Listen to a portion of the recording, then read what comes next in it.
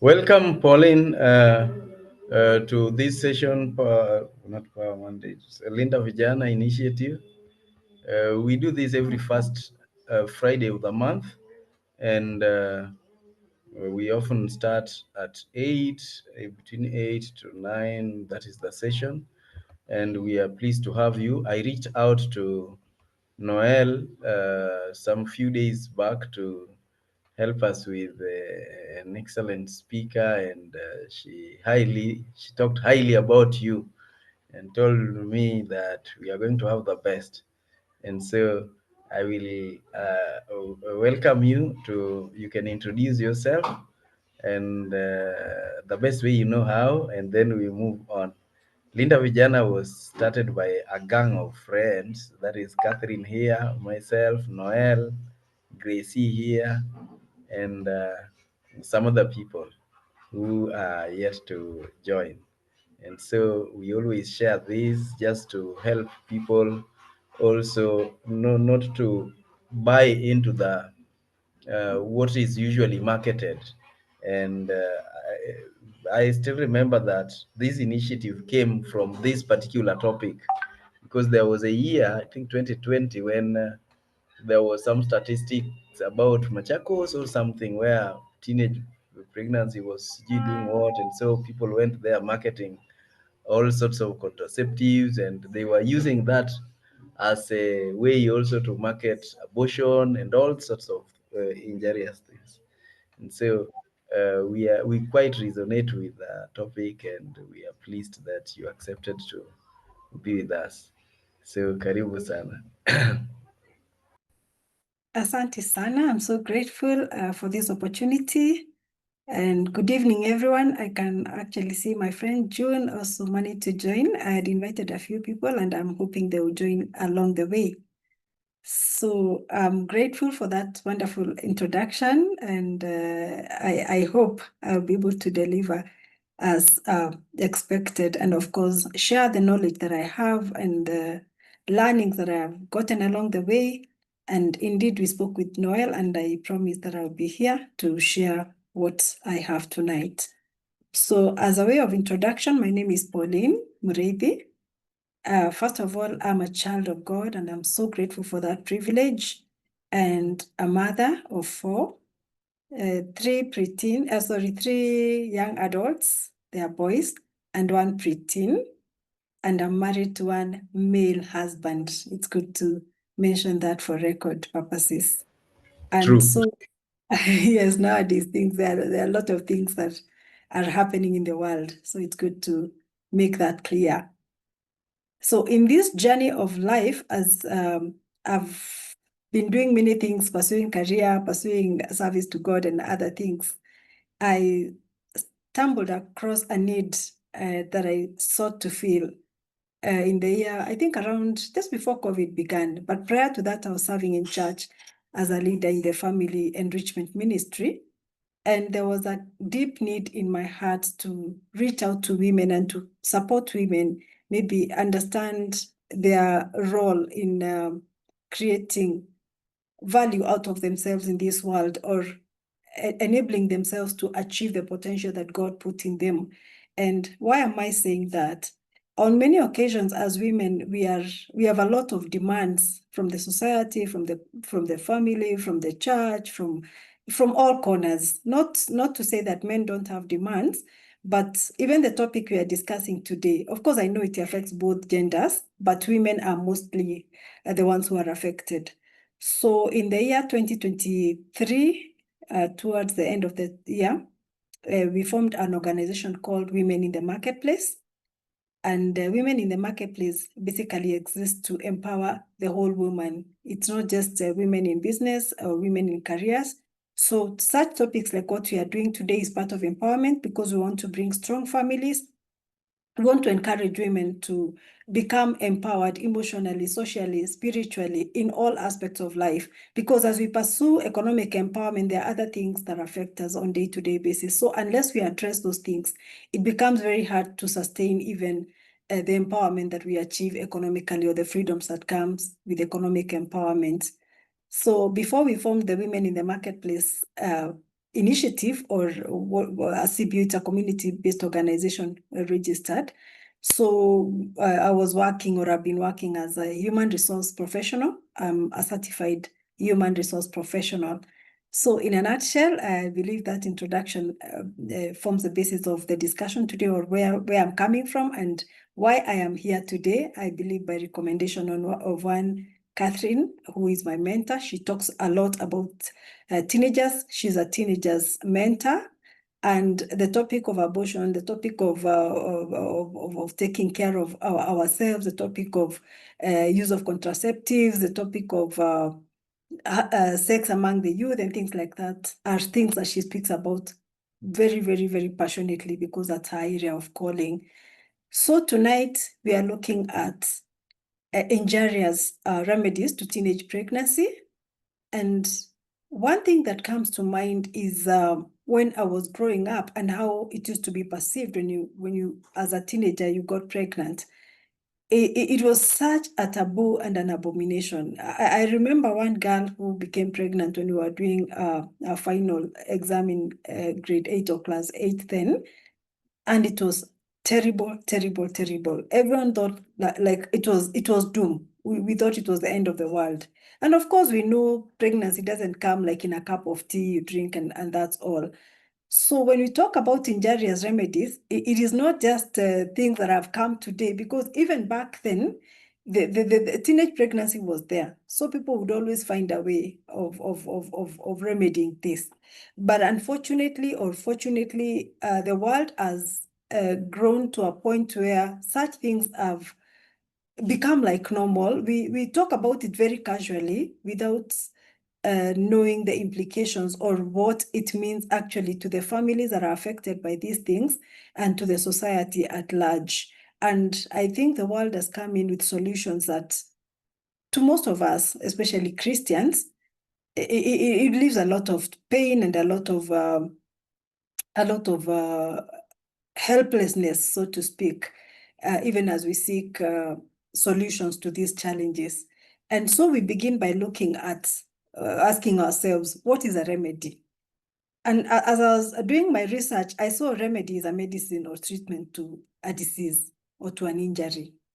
And I asked myself one question, maybe Linda Vijana, as you were coming up with this topic, I don't know what you had in mind, because a medicine or treatment to a disease or for a disease or injury, pregnancy is not part of the diseases or injuries, because pregnancy doesn't happen in most cases as an injury, or it can be termed as a disease.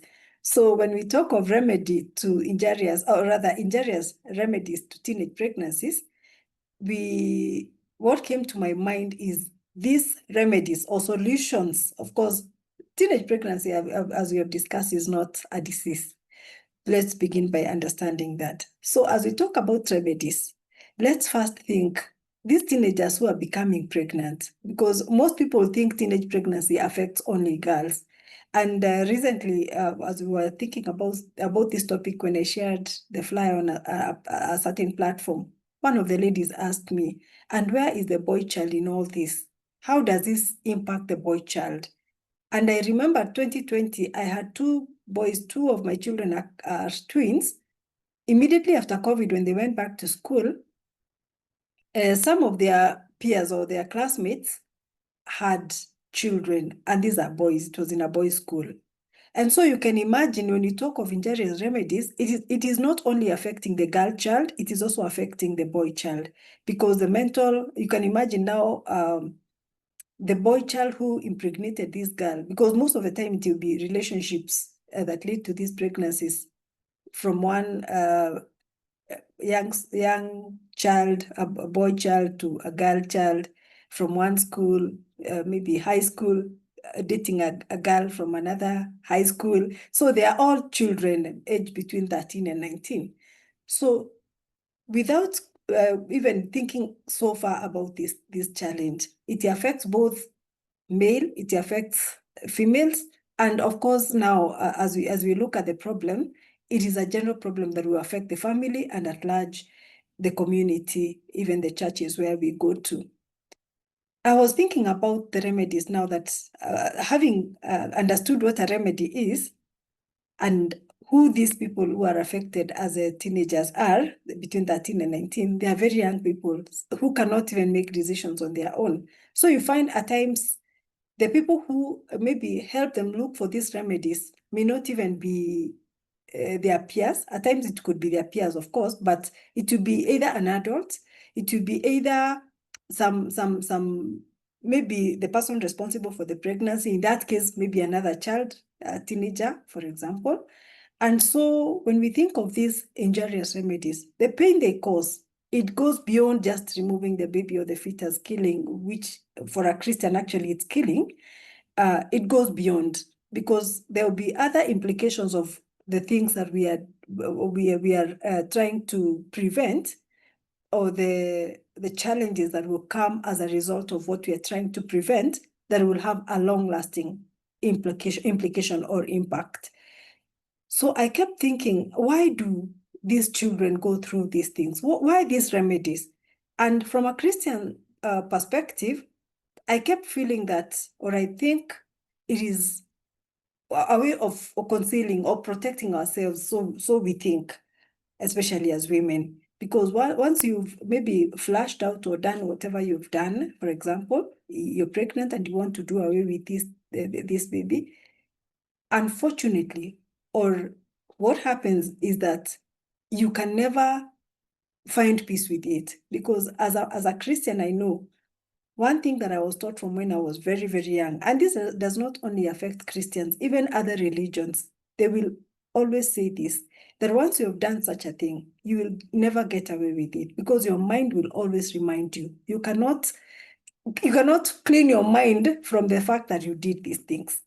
So one of the remedies that people are being given, like abortion, for example, is not a solution. Because once you've told maybe this child to do this, when they grow up and maybe they cannot get away with whatever they did at whatever stage in life, once you've encouraged these things to continue because maybe an NGO came and told them this is the right way to do it, and then as a parent, you never maybe spoke openly against it, then we are injuring our children. We are injuring generations to come.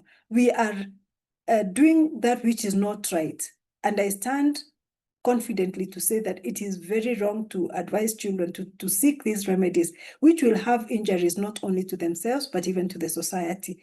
And as I keep saying in the women in the marketplace, we need to have a generation that we can hand over to the values that we were taught, the values that we learned from our forefathers. But if we allow such vices to creep in from other cultures that are not our culture, then what happens? Or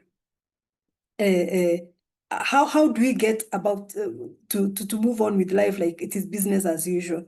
And meanwhile, there are organizations that are really amplifying the voices on how teenagers can be helped to get away with sex without caring the implications of it. So at this point, I would just like to encourage us.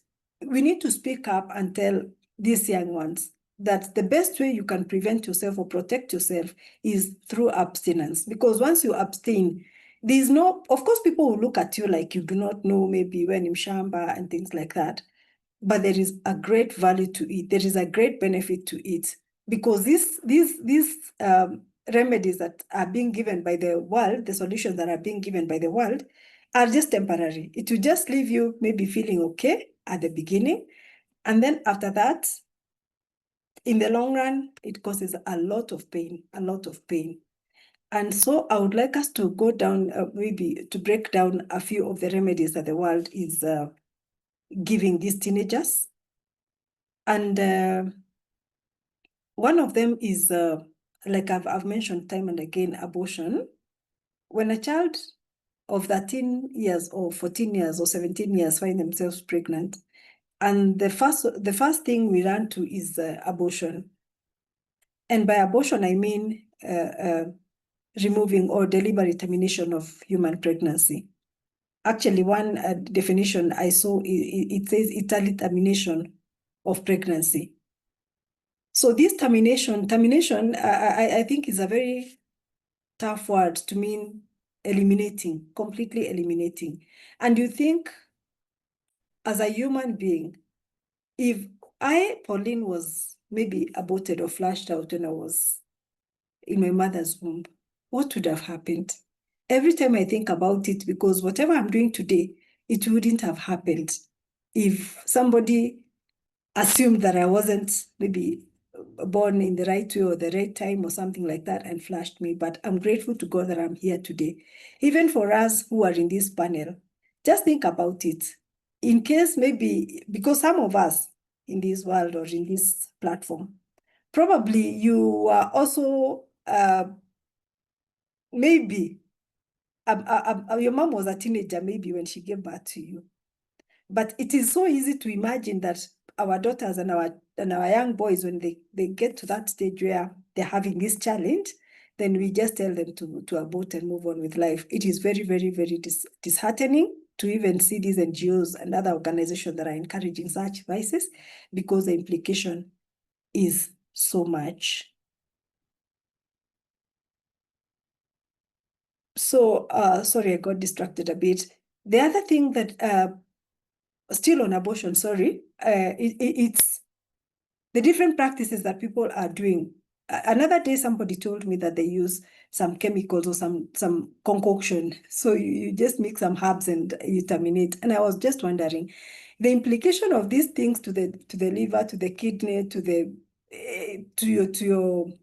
your organs, internal organs.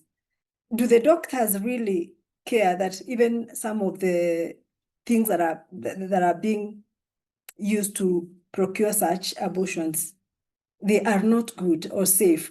But in most cases, you find that the teenagers who are going to do these things are not even doing in a professional maybe setup. They'll just go behind the street, they'll be given the concoction.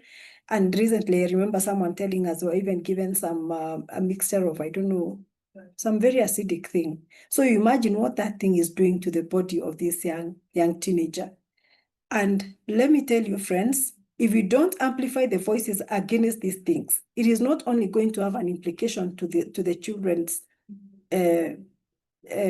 bodies, but even to us, because as a caregivers, as a parents of these children, when your child, for example, develops kidney issues or liver issues or other issues, we'll definitely be the ones carrying the burden.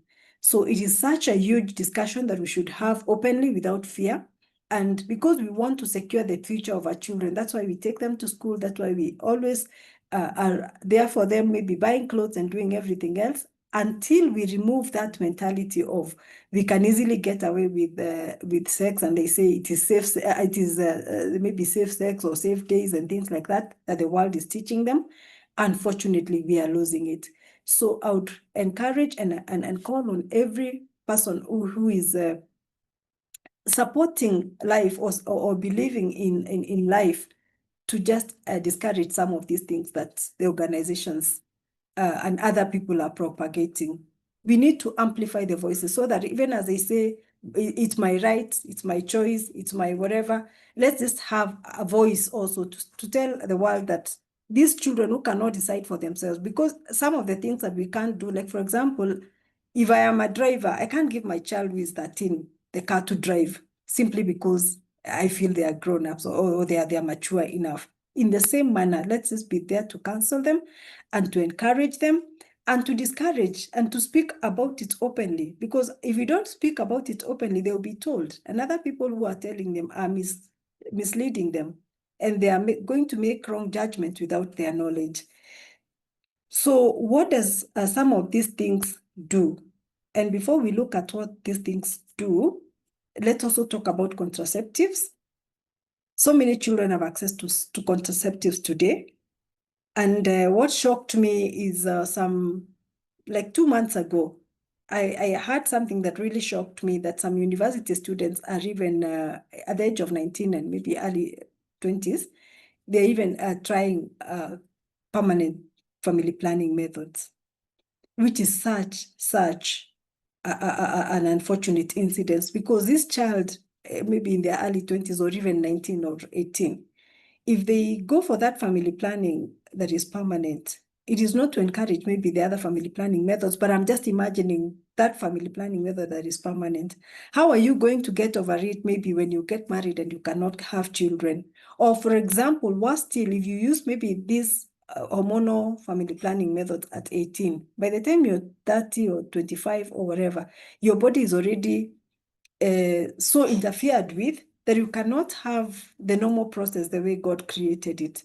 So we find that there are a lot of things that are being encouraged today as remedies for teenage pregnancies, which in essence are not actually remedies. They are problems. We began by saying pregnancy is not a sickness to be remedied. So what are we trying to say? Some of these things that are being advocated for, they have physical harm, not just maybe during the procuring of the abortions or the side effects of the contraceptives, but they also cause family troubles. I said at the beginning that I used to be in the family enrichment ministry, and you find that one of the most difficult things that people have to deal with in our day is that teenage pregnancy, the issue of teenage pregnancy. And when we were beginning, I think I remember someone said there was a survey, there was a research that was done in Machakos where teenage pregnancy was rampant and it was such a big issue. So in this dilemma, we ask ourselves, so as families, what shall we do or where do we stand?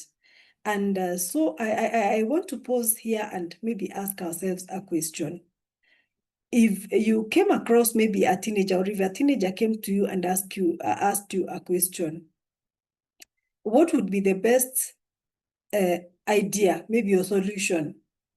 If maybe a teenager, or you came across maybe a girl in school, in church or at your workplace, maybe one of your colleagues' daughters came and approached you and asked you what they would do if they were pregnant, what would you tell them?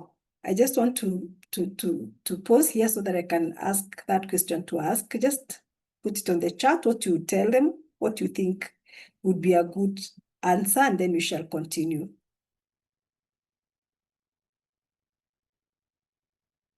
I can see some charts. Pregnancy is not a disease. Yes, Linda. Sorry. Okay, it's just Linda Vijana. I don't know who was that. Oh, yes, thank you. And it's not, abortion is not a cure. Yes, that was we just said, abortion is not a cure, but murder. And most of what is marketed as contraceptive is largely abortion in nature. That is very, very, very true. So I've just asked us, if somebody asked you what they should do, what do you think they should do? Maybe a 17-year-old or 16-year-old came to you and asked you in confidence, they are pregnant and they want to abort, or they want to flush out. Yes, there's no child who is unwanted, and once you get pregnant, just keep the baby. I agree with you totally. Anyone else?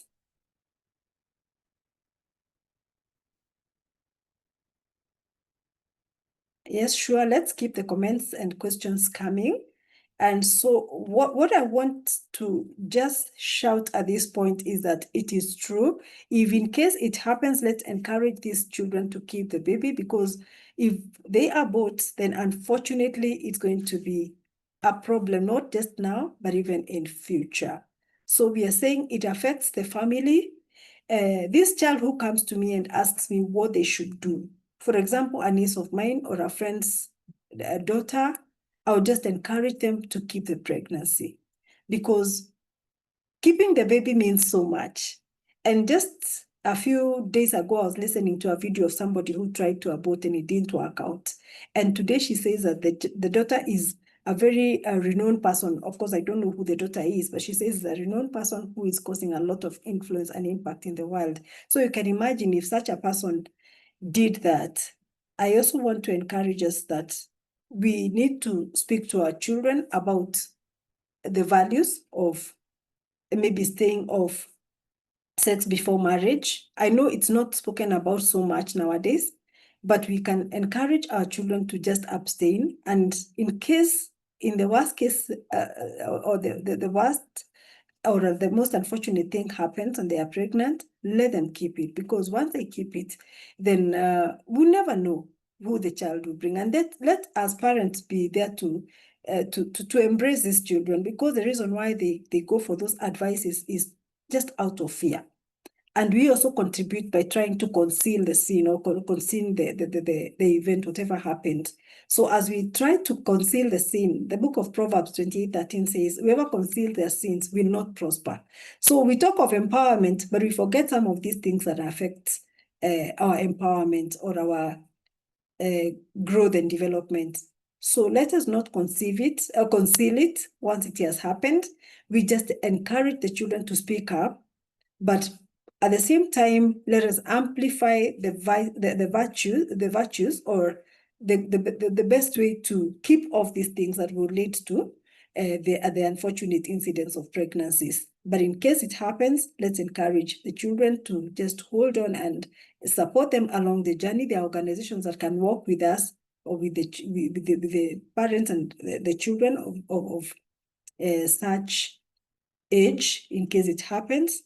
And even church, I think it's time to open up and become maybe more vocal about these things, because they are happening and we are hiding. And as we are hiding, the children are getting directions or information from other places, including the internet. Some of the disadvantages or challenges that come with these remedies that are sought after, there's physical harm. Of course, we've spoken so much about physical harm. There's the impact on families, where families maybe blame each other. One will say it is you who maybe did not take care of your daughter. You'll hear a husband saying it's you who did not mentor her or something like that. So it leads to other problems like breaking of marriages and things like that. In some cultures, we see there is also forced marriage, where maybe a teenage gets pregnant and you're thinking maybe if you get to know who is responsible, you force them to get married, which is also an unfortunate incident that happens in some of the counties, especially here in Kenya. And so once you force this child to get married, maybe at the age of 17 or at the age of 16 or 18, you've cut their life because you've discontinued their otherwise line of growth, proper development, as the psychologists or other experts would advocate for, would advise. And also they miss out maybe on education. They're not able to proceed with their education the way they would want to, and to achieve their full potential. And this is another reason why I'm saying, in case such a thing happens, I would personally encourage that we seek how we can support these children to make sure that they reach their full potential. Because even if they got an injury along the way, it is better to encourage them to just keep moving, because it's not the end of the road. From a Christian perspective, some of these remedies that are being advocated, I call them remedies in quotes because they are not really remedies. Of course, they will give a temporary solution, but they have other major implications now and in future. It is terrible to imagine that a Christian would abort, but recently a survey showed that majority of the people, even among the married who are aborting, are actually Christians. It is sad and it is painful to imagine that we are breaking the 6th commandment without feeling anything. And even when we are encouraging these teenagers to abort, we need to tell them, we need to speak about it openly, that abortion is murder. It cannot be otherwise. It can't be, we are doing this, we try to look forward to maybe make it look like it's not a bad thing, but it has a lot of implications. It also causes a lot of psychological and emotional disturbance. In most cases, you see that there will be a lot of anger. Maybe the child will feel, they'll feel terrible after doing some of these things.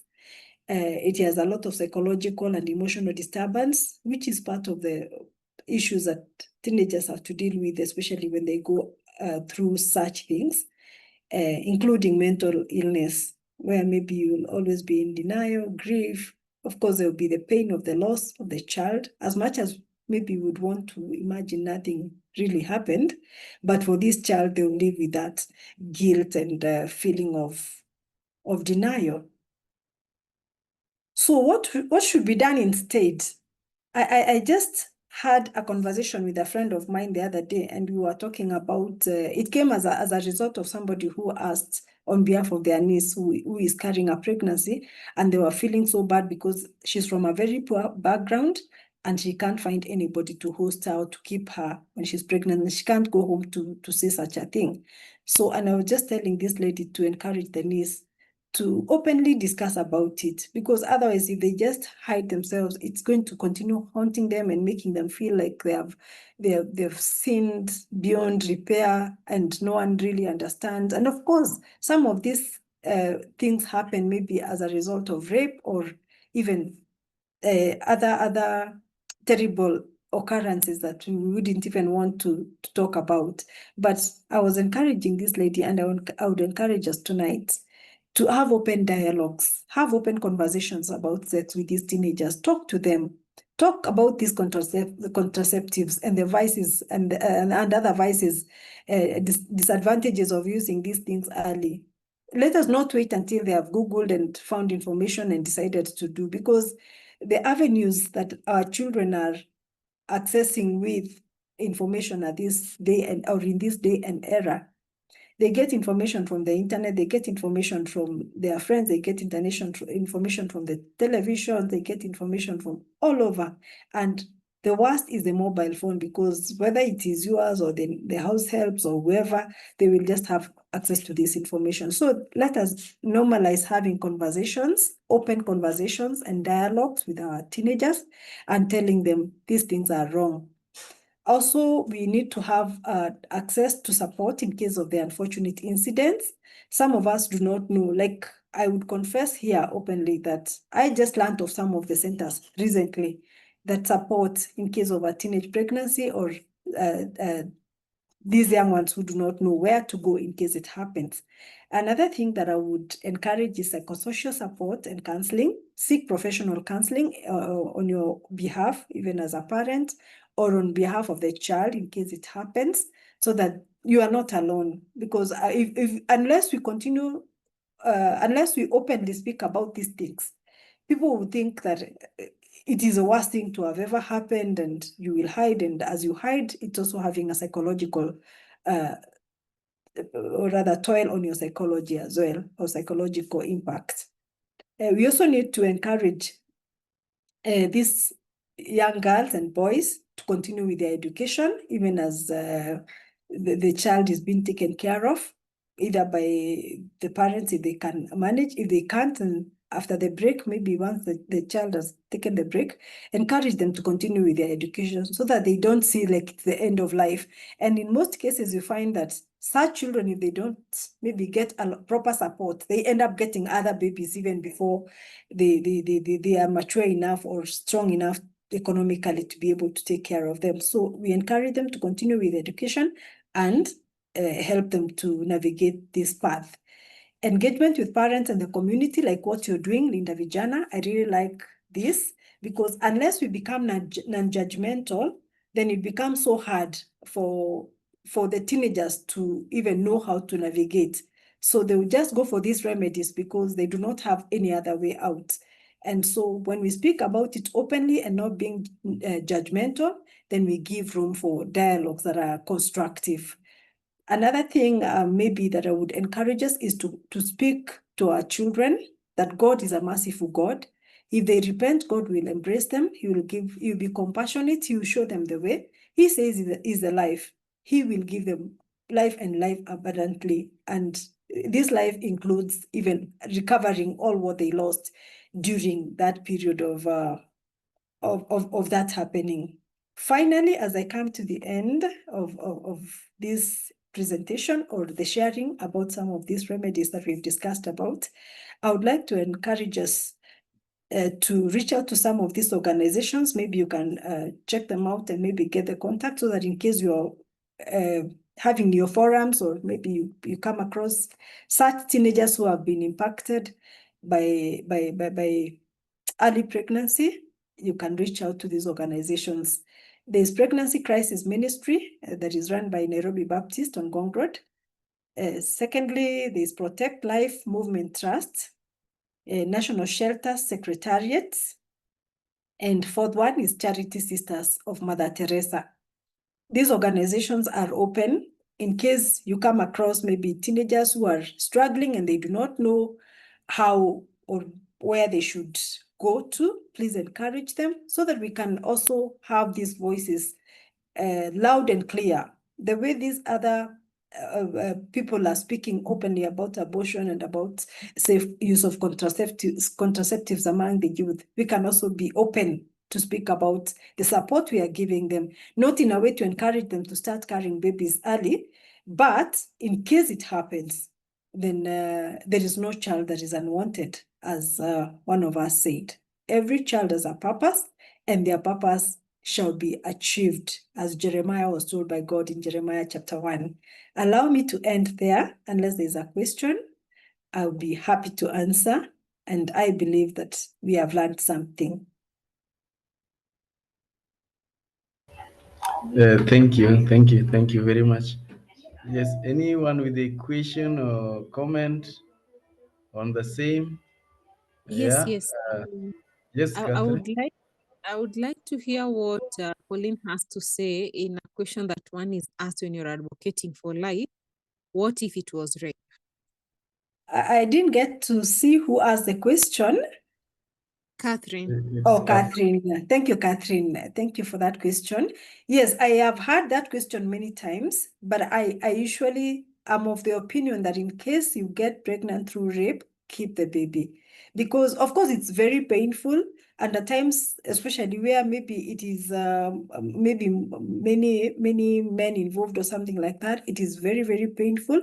But I would support, I would ask the person or the girl maybe who is affected by such a scenario to just seek support for mental counseling and things like that, but just keep the baby, because the moment you kill, you're adding, or abort, you're adding salt to injury. You will have now the emotional pain of living with the rape trauma, plus now the additional pain of aborting. Just keep the baby, seek support. And this baby, in case you're not able to bring them up, you can give them out for adoption. There are other options of maybe non-injurious remedies, where maybe you can give out such a child for adoption. But keep the baby, just deliver the baby, and then God will take care of the rest. I know God is able to heal and to restore.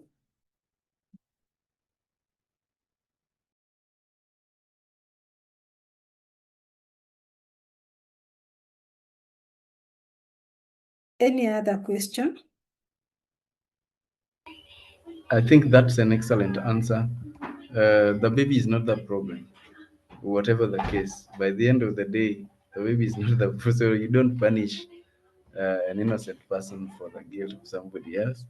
And that does not remove, it actually adds that injury, as you said. Thank you for that very good answer. Any other question on this topic as we near the end? Yeah.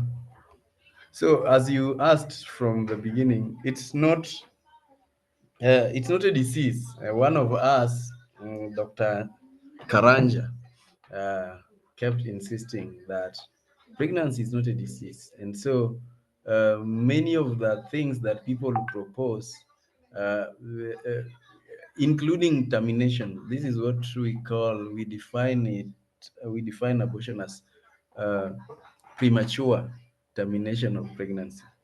You see, so of preborn rather.